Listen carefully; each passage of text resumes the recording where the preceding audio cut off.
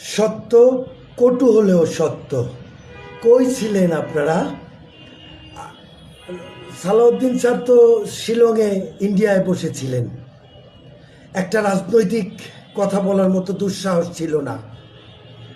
কই ছিলেন আমাদের বর্তমান প্রধানমন্ত্রী জনাব তারেক সাহেব?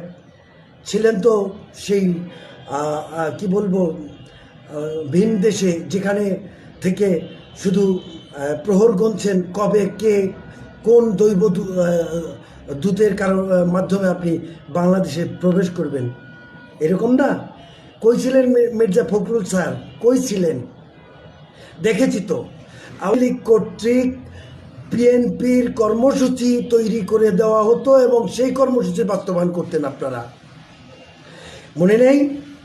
এই যে প্রেস ক্লাব থেকে যে আপনি দেয়াল টপকিয়ে পালালেন, কেন পালিয়েছিলেন? সেটাও আওয়ামী লীগের নির্দেশিত পথ ছিল। আপনি পুলিশ দিকে পালাবেন এবং বিএনপির তৃণমূল জনগোষ্ঠী সেলফ কনফিডেন্টলেস হয়ে যাবে। এই ধরনের রাজনীতি তো করেছেন, আমরা দেখেছি না? কই ছিলেন যখন ধুকে বাংলাদেশের তিনবারের প্রধানমন্ত্রী একটা অন্ধকার কুটিরে মৃত্যুর প্রহর গুনতেছিল? কই ছিলেন?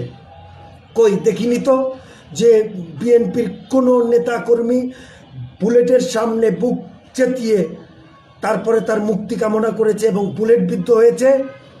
দেখিনি তো। কই ছিলেন তখন যখন জুলাই যোদ্ধারা তাদের রক্ত মাংস বুলেটের সামনে, যখন পুলিশ তাদেরকে গুলি করতেছিল এবং সেই বুলেটের সামনে যখন একদম হয়ে দাঁড়িয়ে শুধু বাংলাদেশের গণতন্ত্র, সুশাসন, জনগণের মুক্তি এর জন্য যখন দাঁড়িয়েছিল বুক চেতিয়ে, এবং শয়ে একটা সময় হাজার পার হয়ে গেল, কই তখন তো আপনাদেরকে দেখি নাই। তখন তো আপনারা বলেছেন যে আমরা ছাত্রদের এই আন্দোলনের সাথে ঐক্যবদ্ধ নই, আমরা নেই। বলেননি? বলেছেন, জাতি জানে। আপনারাই আবার জেলে থেকে বের হয়ে বলছেন যে এই সোনার ছেলেরা আপনাদেরকে মুক্ত করেছে। অথচ আজকে সেই জুলাই যোদ্ধাদের কারণে বাংলাদেশের গণতন্ত্রের যে উত্থান, এবং বিশেষ করে দেশমাতা বেগম খালেদা জিয়া, শহীদ প্রেসিডেন্ট জিয়াউর রহমানের স্ত্রী এবং বাংলাদেশের গণতন্ত্রের সিপাহসালার, ওনাকে মুক্ত করা হলো। আজকে যে প্রধানমন্ত্রী হলেন জনাব তারেক রহমান স্যার, তিনি কার বদৌলতে এসছেন, বাংলাদেশে আসতে পেরেছেন? এই জুলাই যোদ্ধাদের কারণে। এখানে 1400 লিস্টেড, কিন্তু বেওয়ারিশ অনেক লাশ আছে। তার মানে অনেক শহীদ হয়েছে জুলাইয়ে, এবং সরকারকে অর্থাৎ আওয়ামী লীগকে রক্ষা করার জন্য পুলিশ বাহিনী যখন মুহুর্মুহু গুলি ছুটতেছিল, তখন বুক চেতিয়ে দিয়েছিল এদেশের ছাত্র, যুব সমাজ এবং এদেশের জুলাই যোদ্ধা যাদেরকে বলা হয় তারা। তাদের বদৌলতে আপনি একদিনে সিটিজেনশিপ নিয়েছেন, ভোটাধিকার নিয়েছেন, একদিনে আপনি সমগ্র বাংলাদেশকে ক্যাপচার করেছেন। কাদের কারণে? কই 17 বছর তো আসতে পারেননি বাংলাদেশে, আসার নাম গন্ধও নেননি। কারা এনেছে আপনাদেরকে? জুলাই যোদ্ধারা এনেছে। কাজেই এই জুলাই যোদ্ধাদের দাবি আবদার বা জুলাই যোদ্ধাদের সম্মান, এটাকে গৌণ করে আপনি যে আচরণ করেছেন সংসদের প্রথম দিনে, সংসদের শপথ নিয়েছেন, সেটার যোগ্যতাও আপনাকে তৈরি করে দিয়েছে জুলাই যোদ্ধারা। ভোট দিয়েছেন এবং নির্বাচনে অংশগ্রহণ করেছেন, সেটার যোগ্যতাও এনে দিয়েছেন জুলাই যোদ্ধারা। জুলাই যোদ্ধারা আপনার মাকে উদ্ধার করেছে, তাকে সুচিকিৎসা দেওয়ার চেষ্টা করেছে, তার মুখে হাসি ফুটিয়েছে জুলাই যোদ্ধারা। এই জুলাই যোদ্ধাদের সাথে বা এই জুলাই সনদের সাথে আপনার যে আচরণ, সেটা জাতি খুব তীক্ষ্ণভাবে নজরে রেখেছে। ৭১-এর যে ভূমিকা ছিল শহীদ প্রেসিডেন্ট জিয়াউর রহমানের, মুক্তিযুদ্ধের ঘোষক শহীদ প্রেসিডেন্ট জিয়াউর রহমান, যখন আওয়ামী লীগ আমলে মুক্তিযোদ্ধাদের তালিকায় সেক্টর কমান্ডার তো বাদ, মুক্তিযোদ্ধাদের তালিকায় যখন আপনার বাবার নাম রাখেনি আওয়ামী লীগ, কই তখন রক্তক্ষরণ হয়নি আপনার বুকে? কই আপনাদের কর্মীদের বুকে তখন রক্তক্ষরণ হয়নি?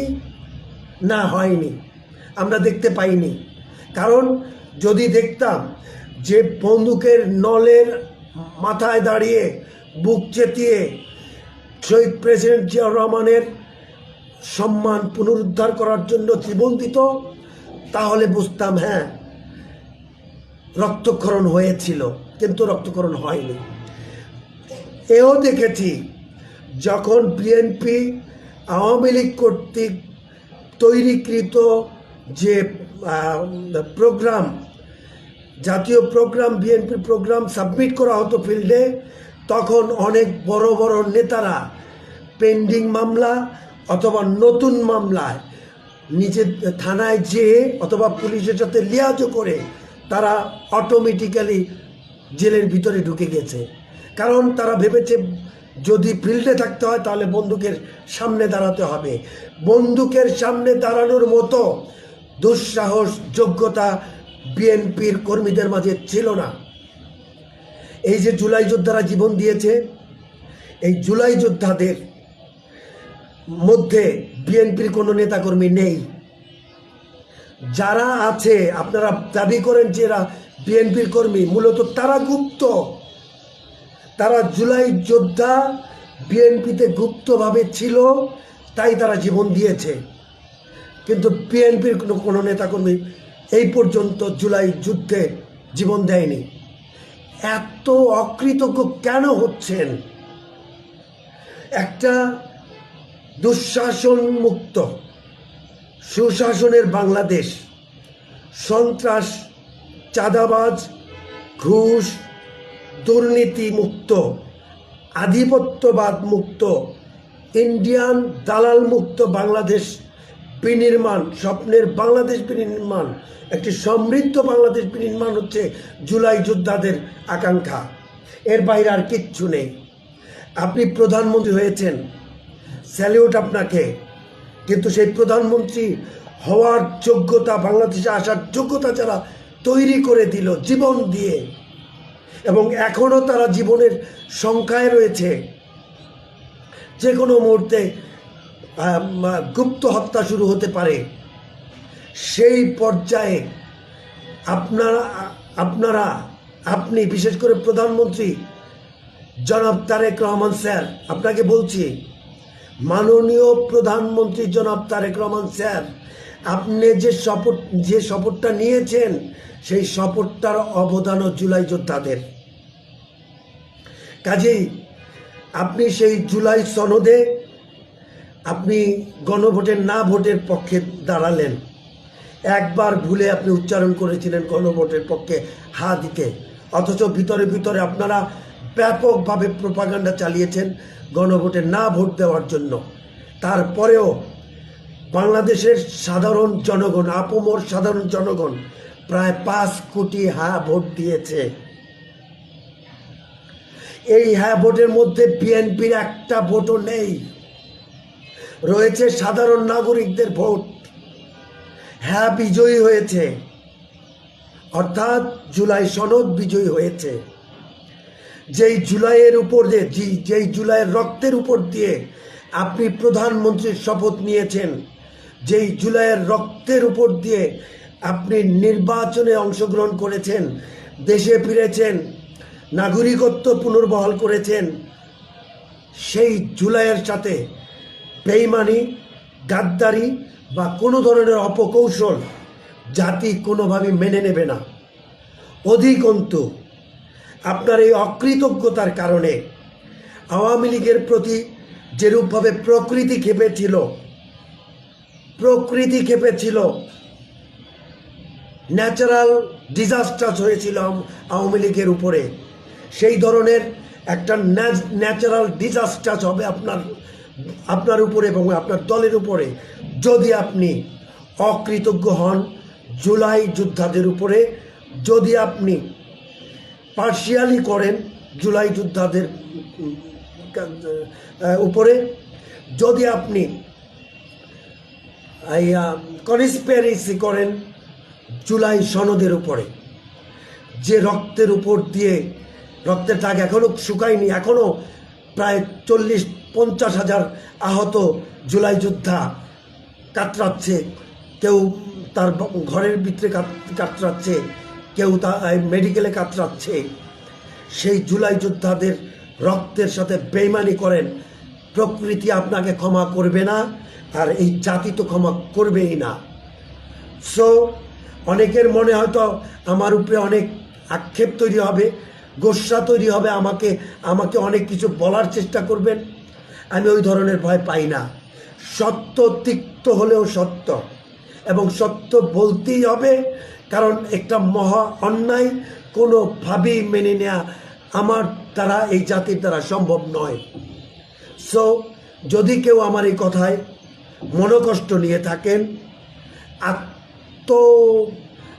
অহংকারে কোনো কি বলবো, অহংকার বোধে নিজেকে অসম্মান বোধ করেন, তার জন্য আমি ক্ষমা প্রার্থনা করছি।